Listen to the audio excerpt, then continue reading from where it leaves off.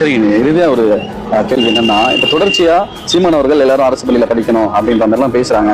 ஆனா அவங்க பசங்க வந்து பாத்தீங்கன்னா ஒரு அமெரிக்கன் பள்ளியில படிக்க வைக்கிறாங்க அப்படின்ற விமர்சனங்கள் ஒரு குறிப்பிட்ட மக்கள் கிட்ட இருந்து வரதை பார்க்க முடியுது. அந்த விமர்சனத்துக்கு நீங்க என்ன பதில் சொல்லணும்னு நினைக்கிறீங்க? அரசு பள்ளி வந்து தரமா இருந்தா ஏன் நம்ம கொண்டு போய் தனியார் பள்ளியில சேர்க்கிறோம்? தேவையில்லையே. இல்ல, ஊருக்கே உபதேசம் சொல்றாரு அவரு சேர்க்கல. அதுதான் நம்ம ஆட்சி வந்தா என் பிள்ளைங்க ஏன் தனியார் பள்ளியில படிக்க போறாங்க? நடிகன் சீமானோட மனைவி என்ன சொல்றாங்க பாத்தீங்களா? புரியுதா?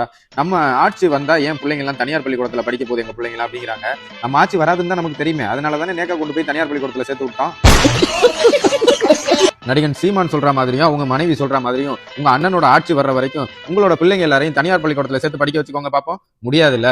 சும்மா இருக்கிற பூரா நாம் தமிழர் கட்சிக்காரன்னு நினைச்சுக்கிறது, என்ன சொன்னாலும் கை தட்டிட்டு போறதுக்கு. எங்க கிட்ட காசு பணம் இருக்கு, அதனால எங்க பிள்ளைகளை தனியார் பள்ளிக்கூடத்துல சேர்த்து படிக்க வைக்கிறோம், அவங்களுக்கு படிப்பு தான் முக்கியம், காசு இல்லாதவங்க கவர்மெண்ட் பள்ளிக்கூடத்துல சேர்த்து வச்சுக்கோங்க அப்படின்னு சொல்லி தெளிவா சொல்லிட்டு போங்க. ஏன் மக்களை போட்டு குழப்பறீங்க? ஆட்சி வரட்டும், நாங்க அப்புறம் ஏன் தனியார் பள்ளிக்கூடத்துல சேர்க்க போறோம்? ஆட்சி தான் வராதுன்னு தெரியுமே. அதை வேற ஞாபகப்படுத்திட்டீங்க. நெஞ்சமெல்லாம் பொண்ணு